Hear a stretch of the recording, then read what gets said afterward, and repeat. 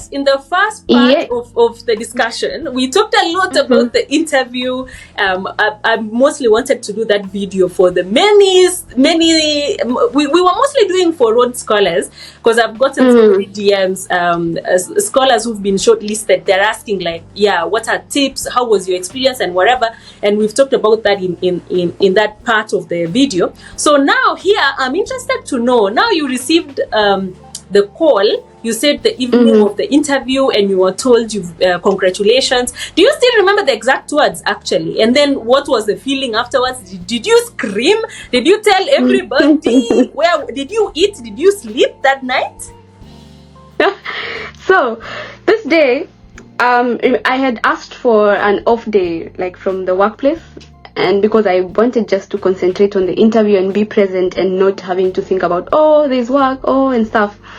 So immediately after the interview at around 11:45, 12 thereabout, I went back home, and I just went to sleep, like literally. I think I was a bit anxious, to be honest, in as much as sometimes you say, whatever comes. I was anxious, so I slept. And then a call came at around 7 p.m. And this was Dr. Grace calling me.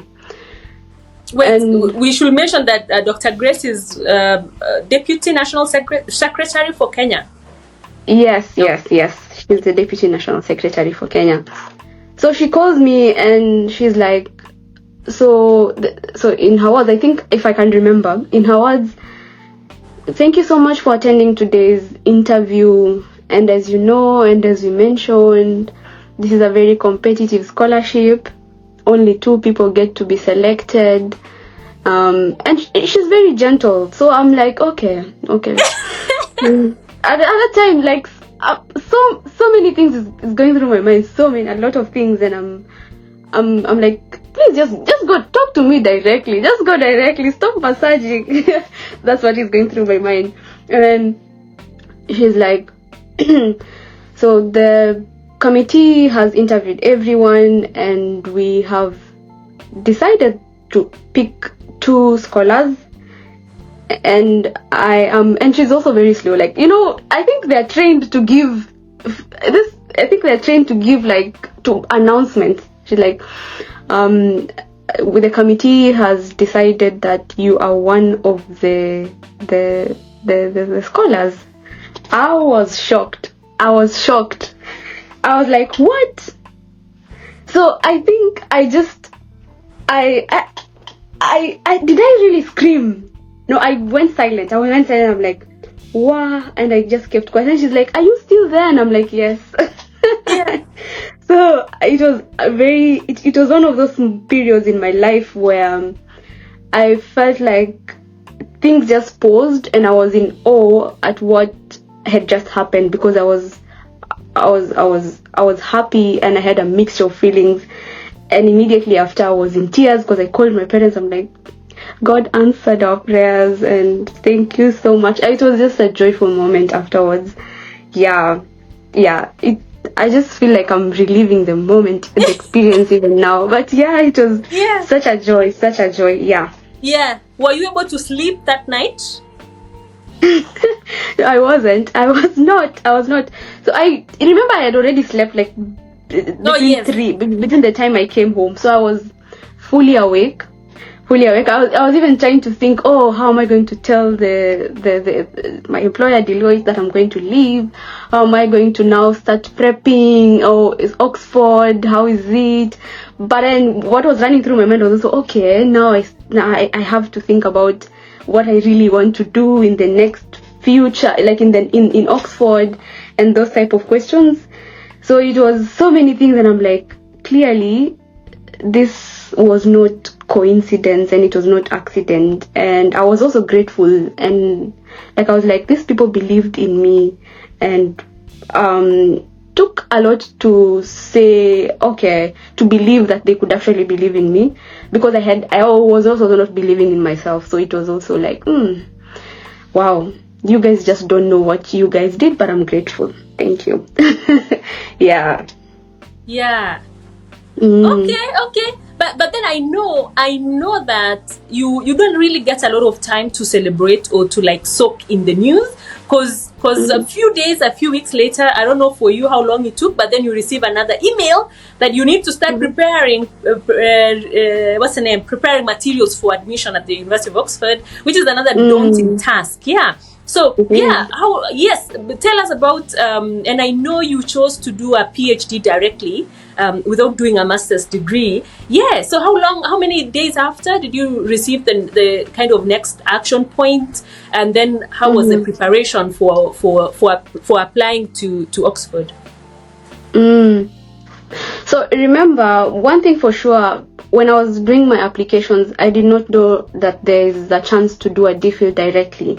And I only heard this from you during the day before the dinner, that you did your PhD just after undergrad. So my applications were masters, like 2 masters courses. In my academic statements, I mentioned I wanted to do energy systems and afterwards do environmental change management or enterprise and sustainability, because I did not know that you could do a DPhil directly. So after the call, Dr. Grace tells me you will receive an email from Rhodes Trust now to start engaging on whether you want to do a DPhil directly or whether you want to do the master's course. But then she was also like, yeah, you should consider doing a DPhil, because from the interview you sounded very technical and you could do a DPhil directly. Like, so that's when she also told me, please consider doing it if you want, and options, talk to Mary. Now they handed me to now the Rhodes Trust to now start talking about what can I do. And it didn't take long. It was around, I think, even 3 days. Things moved so fast. And then now because I decided to do the DPhil, to go the DPhil way, that meant I also had to make an application before December, of coming up with a proposal, thinking of like which research area, and then making the applications, because things move so fast. But to be honest, I made applications for all the 3 courses just in case, because getting the scholarship does not guarantee you getting admission to Oxford, and I think that is one thing most people need to know.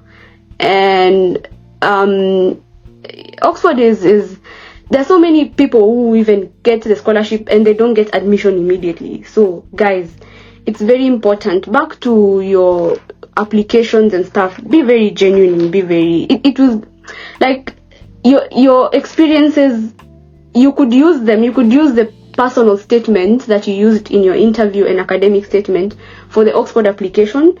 And so this is to say, take time in investing in writing the personal and academic statements. And if you want to change, please consider changing it and also curating it now to the kind of course that you want to do. So yeah, I made all the 3 applications for all the masters that I thought I wanted to do, and also the PhD. And it was a daunting process. This is when I reached out to you and to also the other scholars in residence who were doing a DPhil directly, getting to know, so where do I even start? With a DPhil, where do I even start? And you guys were gracious enough to give me step by step. And guys, like, the community itself, and one thing I've also learned about the Rhodes Scholarship, and even the scholars themselves and even the alumni, is they embody all these values, like, to the core. And sometimes you have to pause and think, are you really, even when you're thinking of applying for the scholarship, think of, are you really portraying this scholarship to your core, and not just wanting to please the academic advisors, the panelists and the interviewers. So it has to be deeply ingrained in you, and you need to forget about, I'm passionate about. Passionate, I think it's been over. Let's know what you really deeply care about, like deeply. So yeah, I'm going all out, but yeah, this is to say, I made the DPhil application, started looking for supervisors. You gave me a top tip: go into the internet, look for a researcher who looks like they are like good enough, like the ones who just maybe outwardly from the picture you could easily like start talking to them. and I sent them the cold emails as advised. You also wrote in your book how you drafted the first email, which was very helpful because I used it to also just send random cold emails. So I was looking for researchers and professors who are doing kind of similar things that I wanted to do, and then send them random emails. And then that's how the process of applying to Oxford started, which was a long one, but filled with a lot of support and advice from people around me, people who've gone before me. Yes. So No, that is nice, and really nice to know that, because occasionally we'll just converse, and yes, I wasn't sure if whatever we were offering would be helpful, but it's good to know that those stories and pieces of advice helped. Partly that's why I wanted to do like this online repository of stories and kind of how to apply for scholarships, how to do this and this kind of thing, so that people who don't have like that network can watch and learn a thing or two. Yeah. So what I remember from my application, oh gosh, it was so daunting. And I know it is like, and you were having hard time.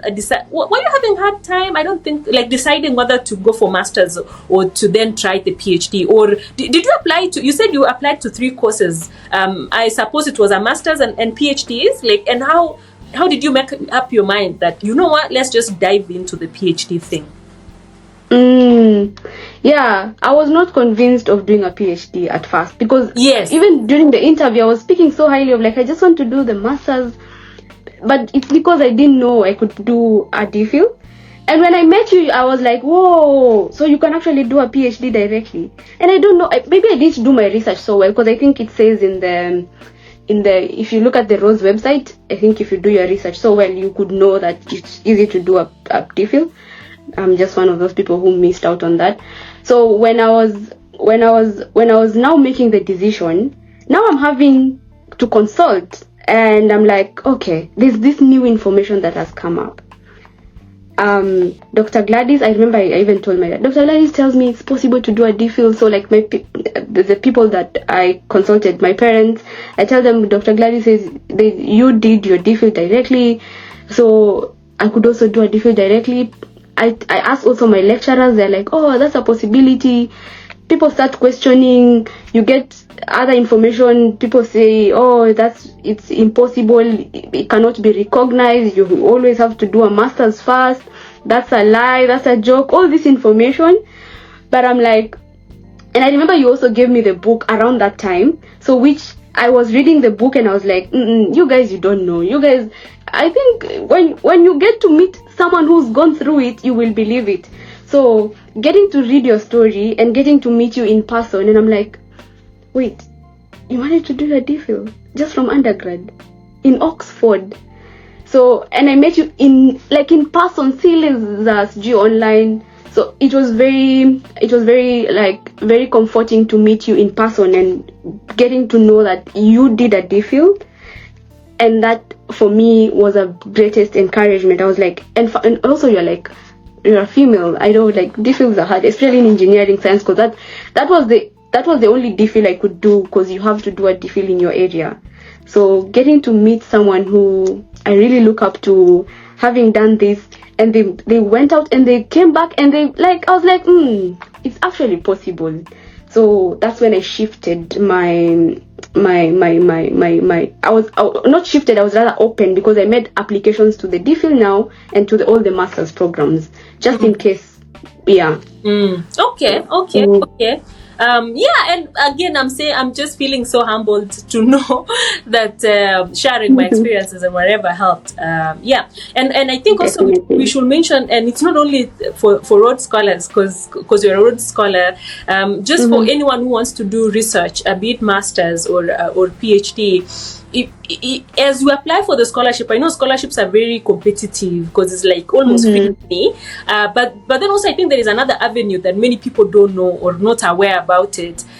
This avenue of, you just go to whatever university you are interested in. So first of all, you decide which country are you interested. Is it Germany? Is it UK, US? Is it your country? Is it Australia? Wherever you are. Then the next thing, internet is powerful. You just go look for the school.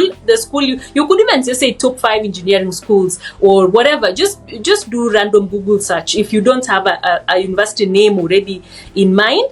Then you just go to the department, whatever. Let's use engineering science because we went to engineering science. You just go to the Department of Engineering Science. You go to particular subfield you want to do your master's or your PhD in. You look for the professors normally are listed there and their emails and even phone numbers sometimes. So your work is to just like scroll and go with your intuition. I normally believe in intuition. I mean, I'm a scientist, but I don't know where to marry my belief in intuition and my belief in facts.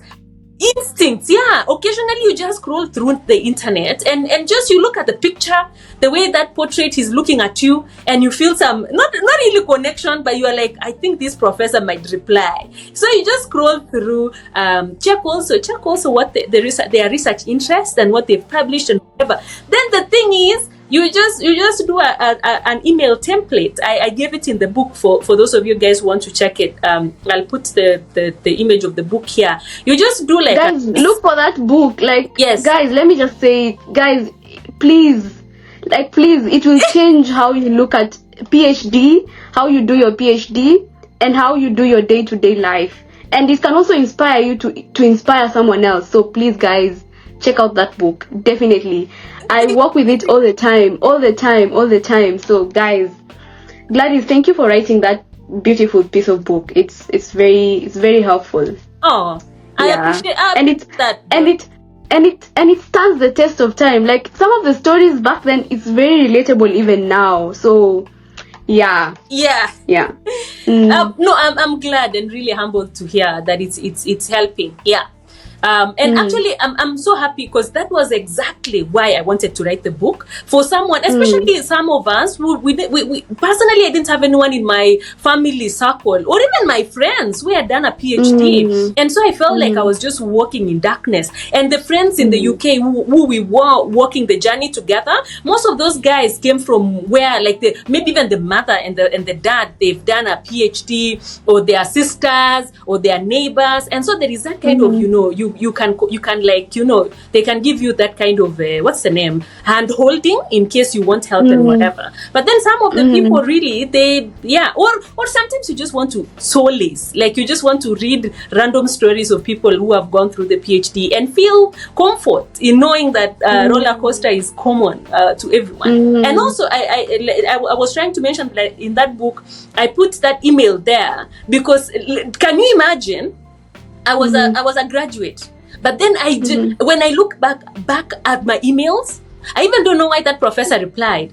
Because literally, can you imagine, even the I, let me give an example, is it pronoun I, which should be capitalized? It wasn't capitalized. And I'm writing this email proposing to do a PhD at the university whose press produces Oxford dictionaries. And yet, I cannot write grammatically correct English. I don't know why. To this day, I don't know why. But also that professor told me it was an intuition to him. Like, he was like, this student might not know what she's doing at the moment, but she has something. Let's just figure out what she can do when she comes here. So anyway, so the reason why I put that email, some people even don't know how to do like proper structuring of email and what should I include in the email when I'm writing to these professors. These professors are super busy, especially in those competitive institutions. And remember, the competition is so high. They receive all sorts. They have a lot of students they can pick from, and so you want to stand out and all that. So anyway, I was just trying to give, trying to also talk to, I was like the prospective students who want to do masters and PhDs. Just go to the website, look for that field, and then write email template. Then customize it. Make sure you customize it to the professor and the work of that professor. Don't write a generic email. It's just a template, yes, but make sure you can mention something unique about that lab, about that professor. Like, I have seen research in this carbon capture technology, this particular technology XX interests me so much because of A, B, D. I'm a prospective student looking to start whatever. I'm currently applying to that university, but I don't have funding. any chance you have funding in your lab. Most of this, especially in STEM, I know about STEM, I don't know about social science. I was chatting with someone in social science, and they said funding there is a bit scarce. I don't know how true that is, but I know in engineering and STEM, having stayed in the UK and in the US, there is quite a lot of funding in STEM. Most of the time, this funding is the professors kind of control the funding, or they know where to get the funding. And so if you can get that professor to engage with you and like you, then they can tell you, oh, by the way, it's good you mentioned, because we were looking for a student to start a project on this and this area. Might you be interested? This project is fully funded. Yeah. So anyway, just saying, and especially for my Kenyan students, yeah, because I feel like we don't have a lot of this information, especially for guys who want to do graduate school. Yeah, you don't have to only rely on scholarship. You can just like look for professors, connect with the professor. If they reply to you, ask them about funding. Then applying to a school is not really too much difficult. Also, I know some people are deterred by the application fee. Recently, I actually learned that some of those application fees can be waived if you can put a very strong case. There is a student who just wrote an email and explained their situation, that they were not financially okay at the moment, and they want to apply for this particular course in this university, and the fee was waived, and the student applied. So just put yourself out there is the main thing. But yeah, sorry, I hijacked your discussion, Dorcas, but I want you to now mention about I know it was a daunting process, but when you look back, so you applied to 3 courses. How many of those courses did you finally get into? And then if you were to start the process, if you were this new student who is about to start that daunting process of applying, what pieces of advice or things you would do differently now that you know better? Yeah. So after Diffie was the one that went in first, and I quickly got the feedback before I even got the other ones, and I was like, guys, I'm just going to go with this. I had already made up my mind. So I cancelled the spots for the other ones just in case someone wanted to use the spots, and I was like, I'm out. So I didn't get to know like the feedback.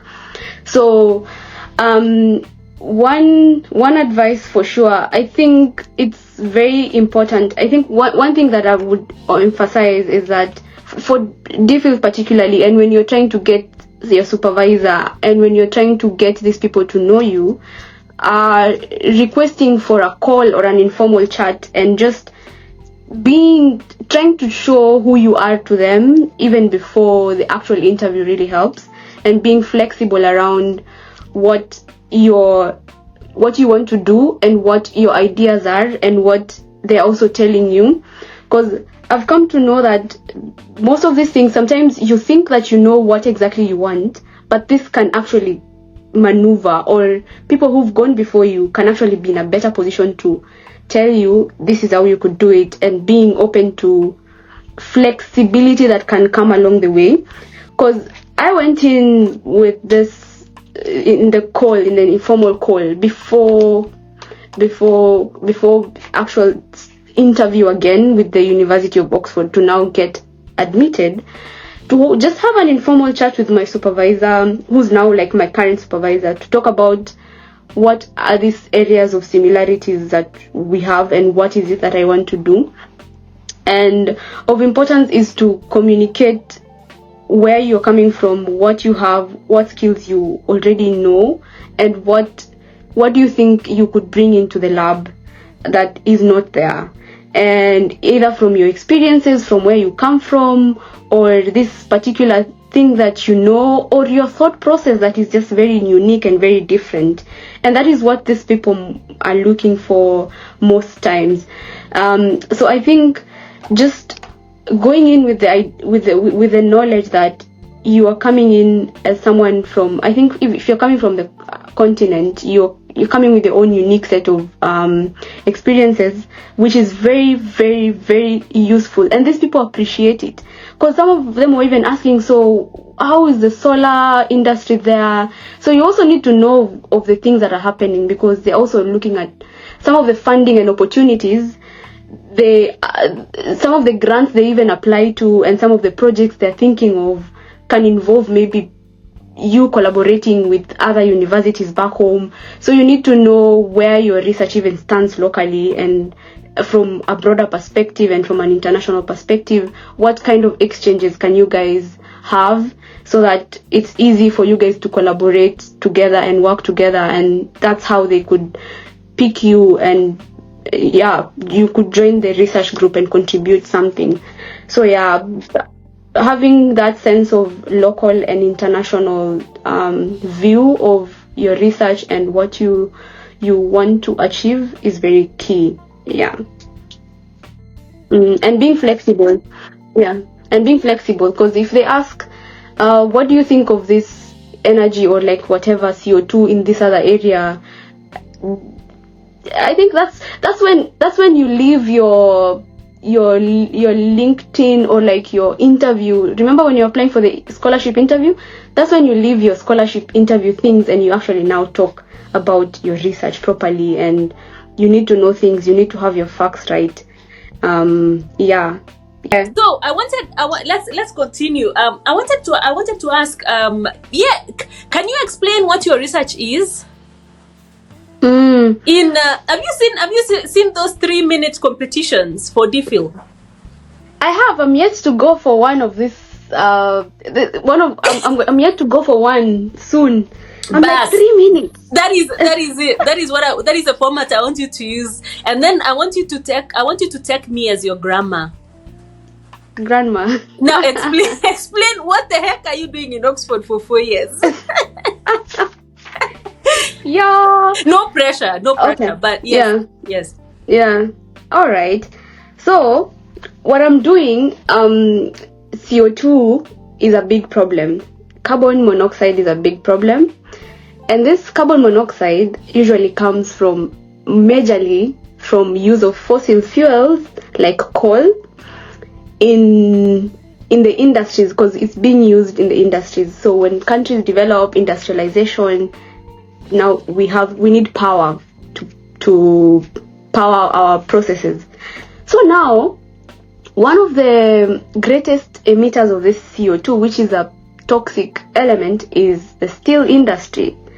So what my research is on is trying to find alternatives to this coal, which could potentially not remove the CO2 as one of the products.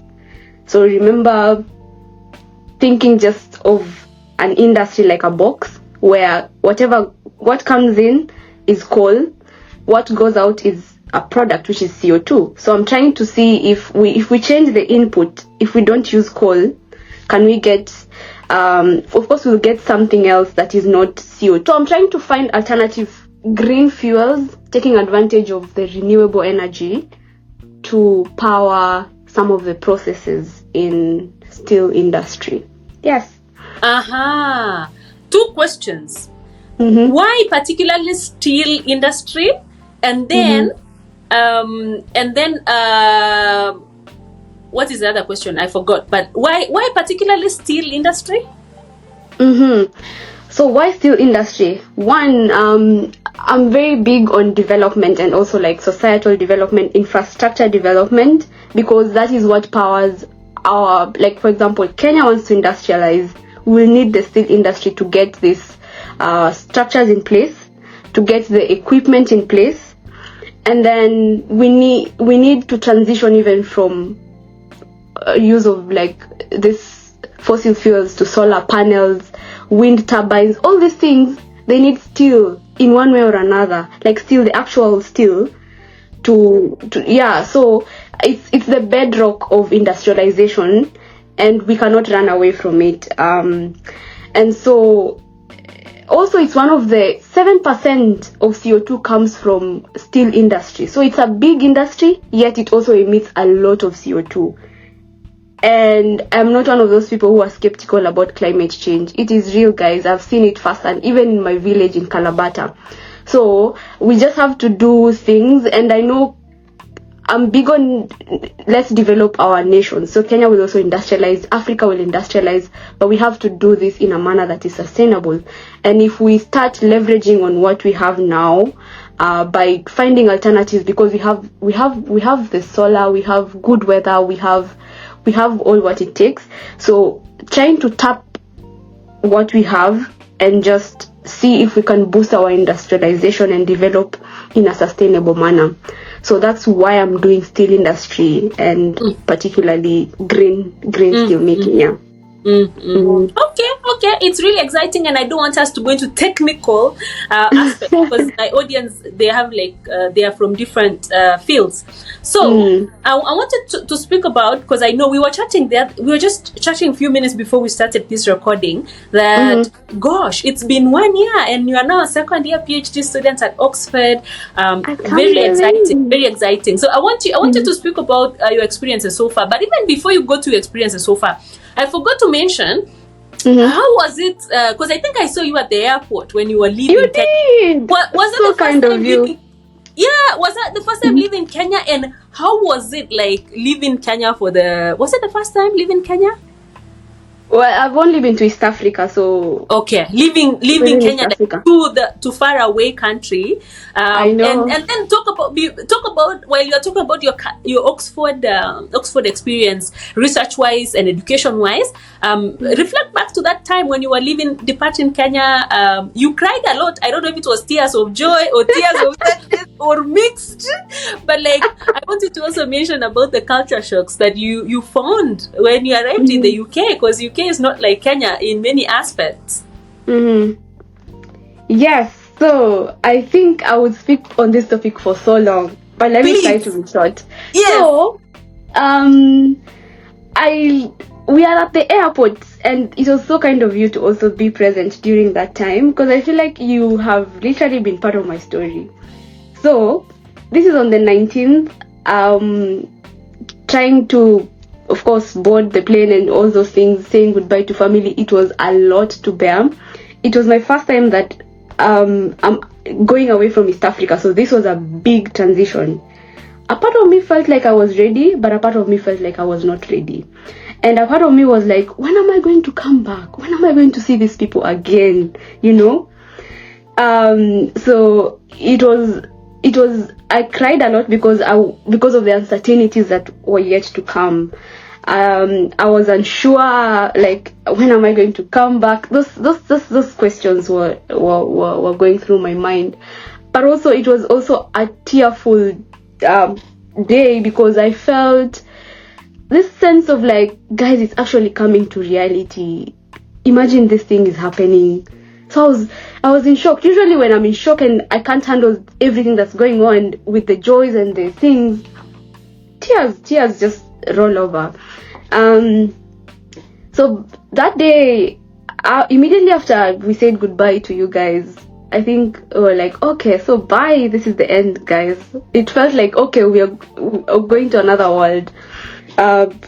It's good to say that it was helpful to have another person whom I was traveling with, and that is Mwangi. We formed connections from an early point, and I'm very, very grateful to him. So that day we traveled overnight, and we only landed in London the next day morning at around 7 a.m. The first thing I saw was a lot of people, a lot of things that are very new to me, of course. What could I expect? A lot of differences, a lot of English that was just flying in the air. Tuko na shida sana. Yeah, a lot of confusion. You're like, oh, passport, blah blah blah, stamp, boards, those things.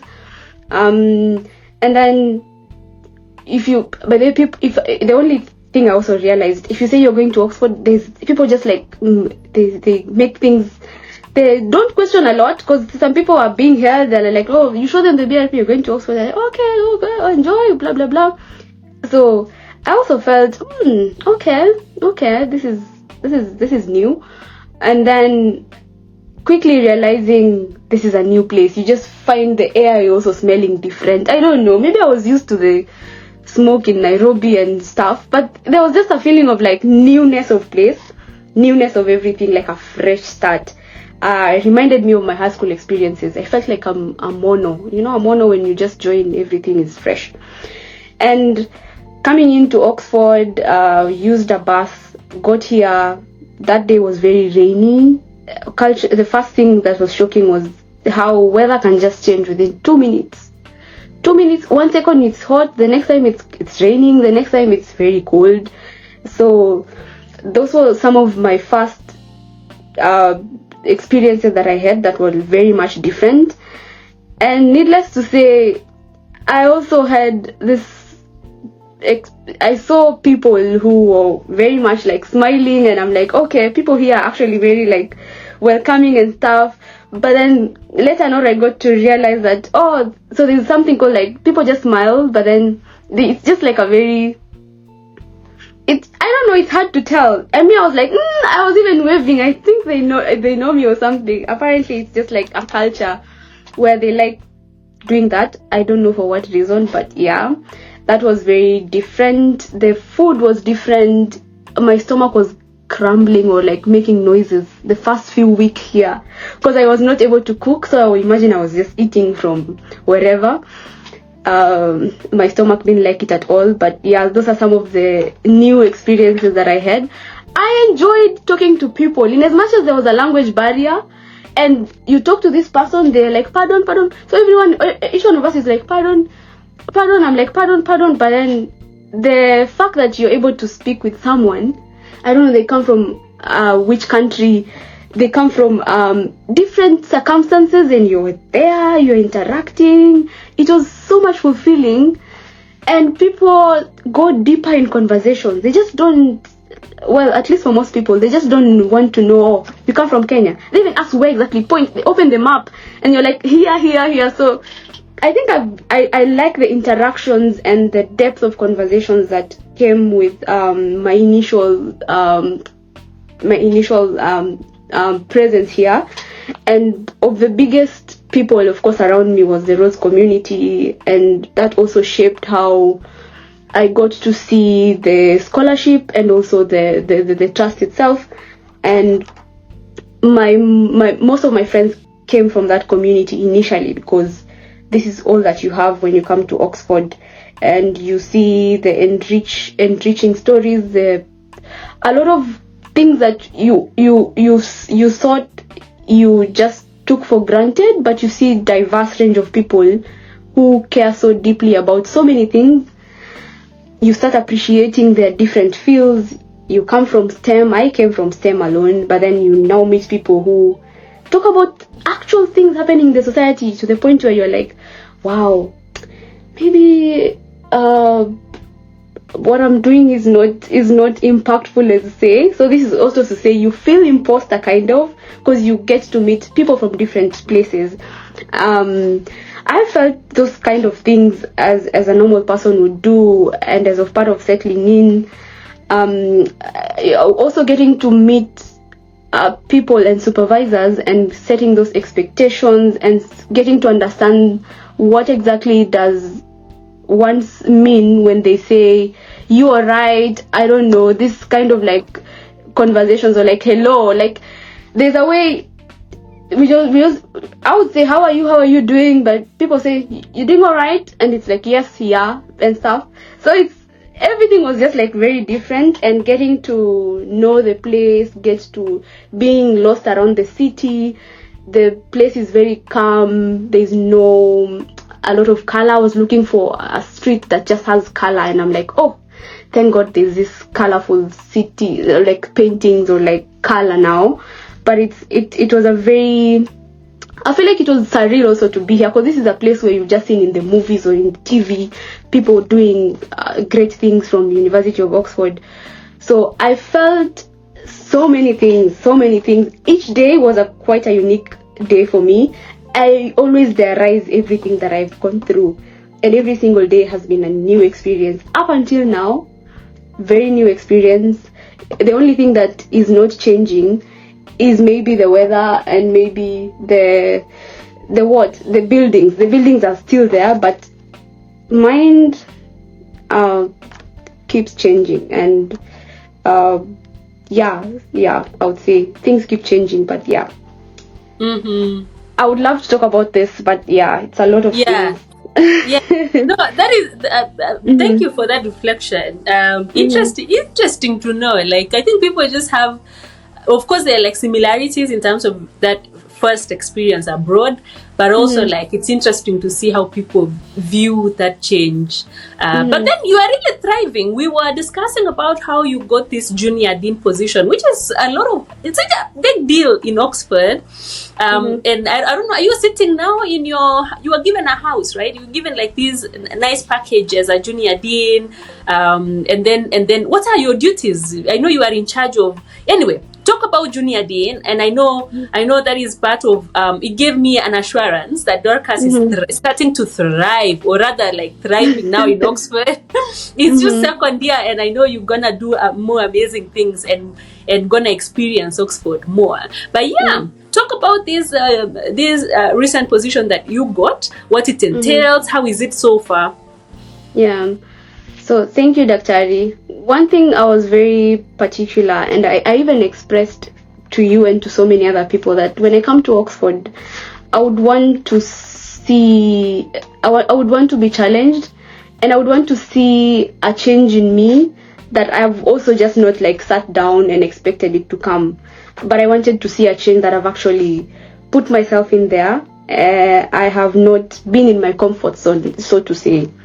So I think it has been a year of, in as much as you're trying to learn about the place, also learning about myself and what this opportunity means. And I think for also so many other people, it's a thing that with any transition, it comes with its own set of a series of reflection on what do you think I would potentially get out of this. So and also you set your goals, or like in this 1 year, what do I want to do? What do I want to achieve?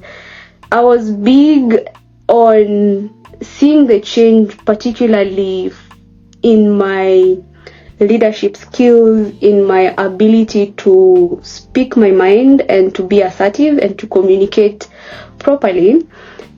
I threw myself in so many things that would give me that chance to know how to communicate properly, know how to lead, know how to do certain things, because there's so much to life than just the PhD, which I enjoy. I honestly enjoy all the other things that I do outside my PhD.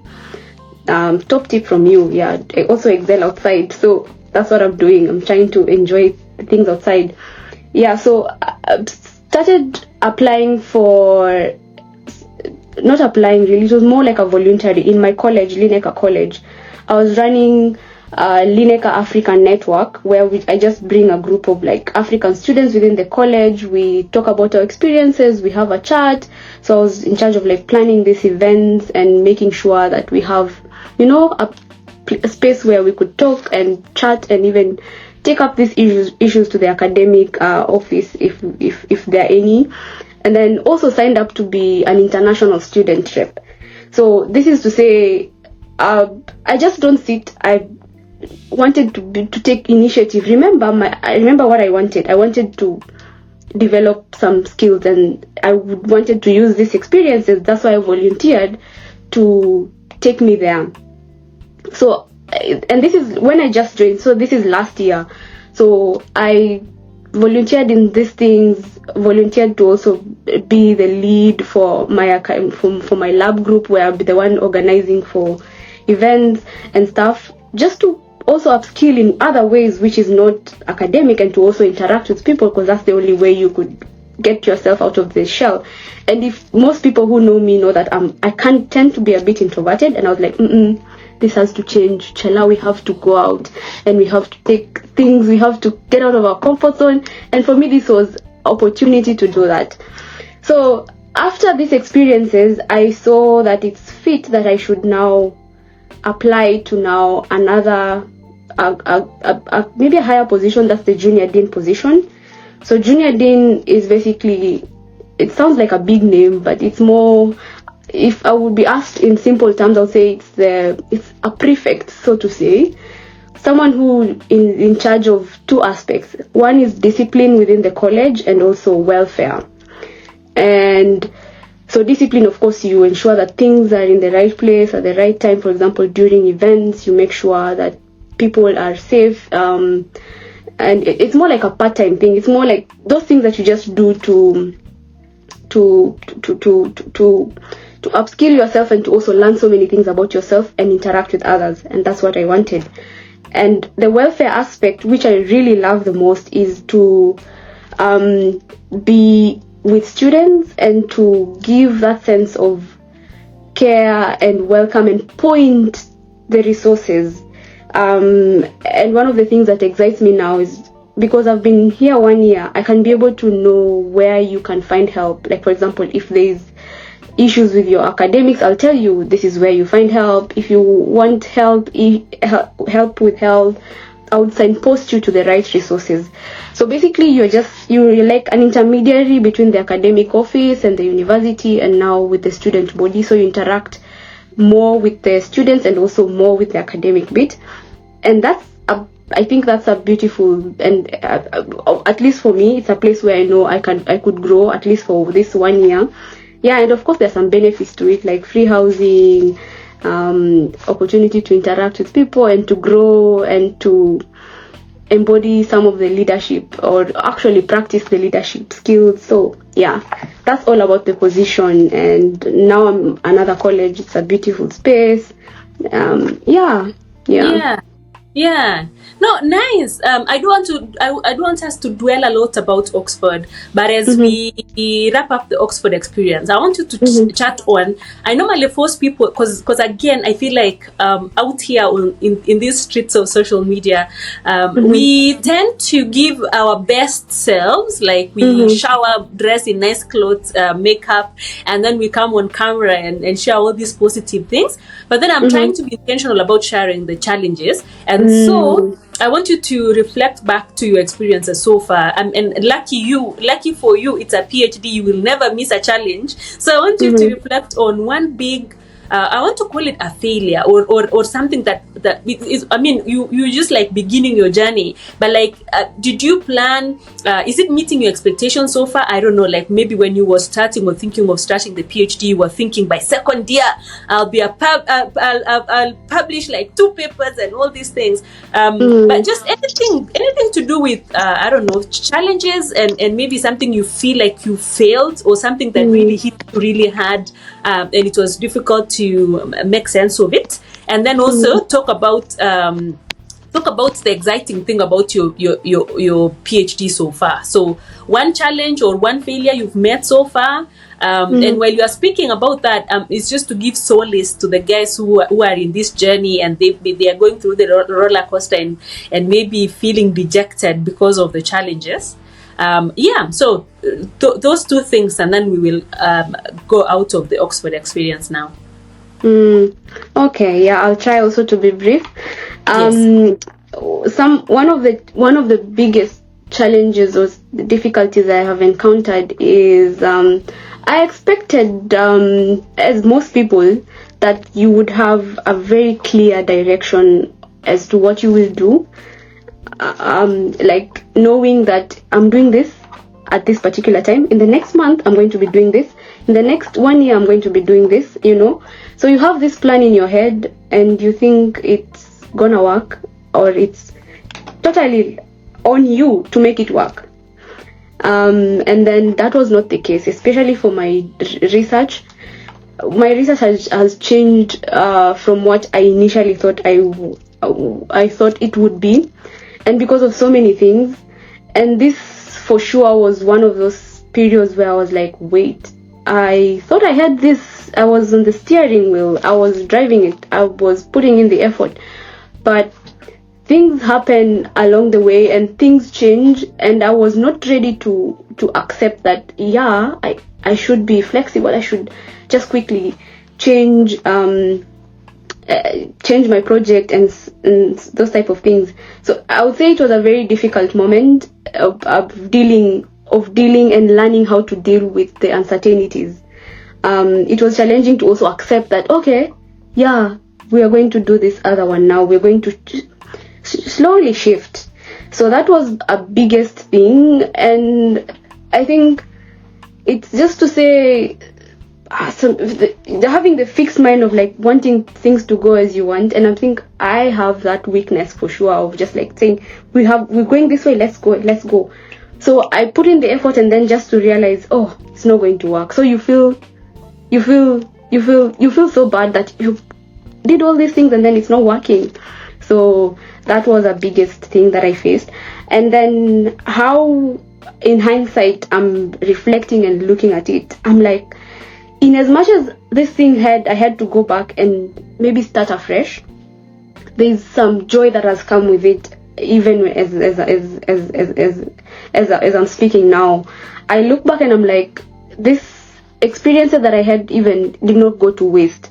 Now I'm a better person. Now I think I even tried to write a paper, and I'm just like, my supervisor told me this is not good enough, so let's try again another time.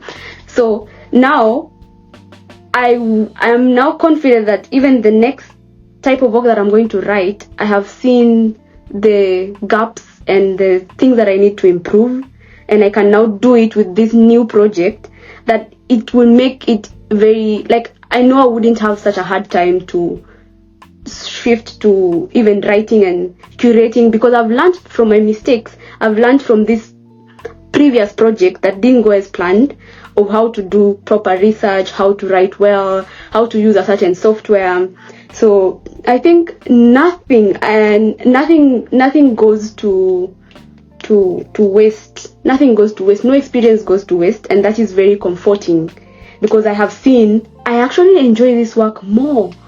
I was reading an article that I wrote in the Association of Engineering Students in TUK, and one of the pieces of work that I wrote was around green steel, and I'm like, wait, so I'm actually doing what maybe the future, or like the fate, or like God was trying to show me that this is what you're going to do. And I'm like, wow. So at the moment, or when you're in that season, you feel like this is why is this happening? Like, why? You will never understand. But I think giving time to situations and seasons of life, and being very present to understand and to acknowledge that it's only temporarily and there's a bigger picture towards it, is very comforting, because you know it's gonna end and you're gonna come out very strong, very, very knowledgeable. You now know how to do things better, and you would not. It's an experience that is very key, and I'm grateful for it, I would say. So yeah. Okay. And how about one exciting thing that you find really exciting about the journey so far? Exciting thing about the journey so far is the fact that I get to learn something new every day, and with the knowledge, you feel like you can engage with certain conversations, because back then, or like if you don't have knowledge, you don't engage as much. So for me, exciting thing, whether in like my academic journey or in other places, the fact that every day I get to learn something new, I will show up with now maybe my supervisor and engage in this conversation because I have the knowledge, or even with my friends. Yesterday I didn't know this, but now I know I can engage. So that's very much exciting, because you just get to see yourself that you're engaging because you have knowledge. And yeah, so that's to say I'm very keen on, I seek knowledge wherever I find, because it gives me ability to engage. Yeah. Okay. As we end, I want you to reflect back to your undergrad at Technical University of Kenya, and I know they're doing amazing work, bringing out all-rounded and super skilled, especially engineering graduates. Yeah, reflect back to that time, and then also talk about how you landed at Deloitte. And I know whatever you're doing at Deloitte, or whatever Deloitte is doing, is quite different from the engineering, the hardcore engineering things. Yeah. So how and then Yeah, just generally, yeah, how was your undergrad, and then how did you land at Deloitte? Because I know you moved from Deloitte to Oxford. Yes. Yes. Our motto for Technical University of Kenya is training and education for the real world. So Hey! And they are trying to live up to that mission. I like it. Training and Yes. what? Training and education for the real world. For the real world, exactly. Yes, I think everyone should be doing that. They should be training students for the real world. No one wants an abstract, but I love it. Yeah, my experiences in TUK, very much enjoyed it because I got a lot of new experiences, which was amazing. I learned so much through the academic bit. My supervisors were great. We had a small class. We were like 16. I enjoyed the course to the point where I felt like I actually enjoyed doing these things. So it was not one of those things I used to think about that much, because I was like, this is okay, like no pressure. I was a church person. Most of my time you would either find me in the CU or in the CU activities retreat, organizing the choir, planning, I don't know, we are going out to this other university, KU, to minister, doing my coordination things. It was such a good time. I enjoyed my time to the fullest. Serving in the Christian Union was also very thrilling. Made a lot of friends and networks there. And it was also during these times when you grow and you get to interact with people. I made friends with my lecturers. That's why we're still in touch, up to date. It was just a period of growth and a period of learning and a period of being trained for the real world, for sure, because we did the hard things, we did what we had to do. And I also had fun. I would say I had fun during my undergrad, 100%. And then afterwards is when I transitioned to Deloitte. So doing engineering, chemical engineering, very much enjoyed it. And now I find myself in a place where it's very corporate. I was wearing jeans Monday to Friday in undergrad, and now I have to dress like a corporate woman, and I have to, I don't know, it was such a big transition, but I also liked it. I like the sense of fulfillment that comes with getting work done. I think undergrad, of course, you read, you do the exams, but then I don't know if it was making so much.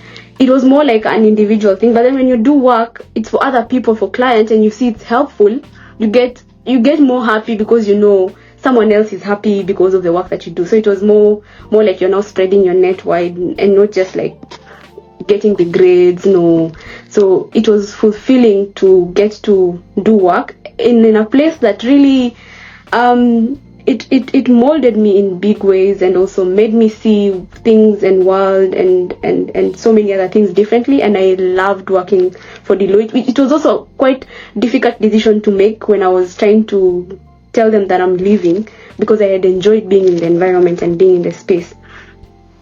So yeah, those were my experiences and I loved it. I don't know if I've answered the last question. Yeah, you have. I wanted you to just reflect to Technical University of Kenya and Deloitte. You have. So this is a question that I ask everyone. When you reflect back, I don't know, from TUK through Deloitte to Oxford, now you are thriving there, and intentionally, I like the fact that you're intentionally putting yourself out there to experience leadership and experience life in the UK. What is one lesson? What is one lesson you think stands out? Like if you were to give just one lesson you've learned from your life journey.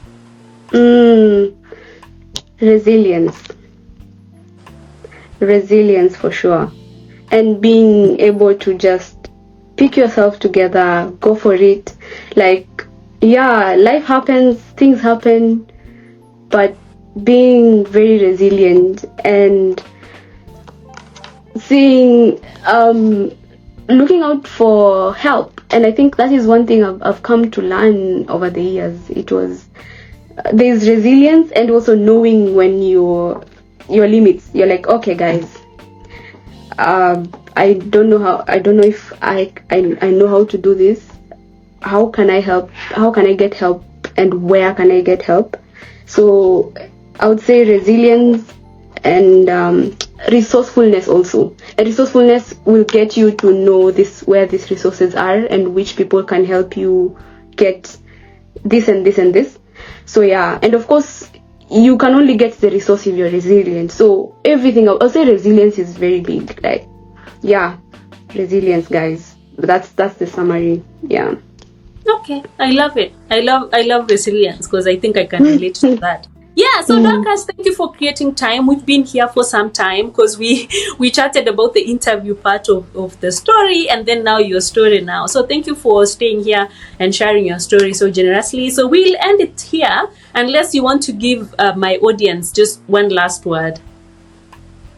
Thank you, Daktari, for having me, and to the audience who are listening, subscribe to GN Inspire. Yes, and engage and dare to dream, as Dr. Gladys says.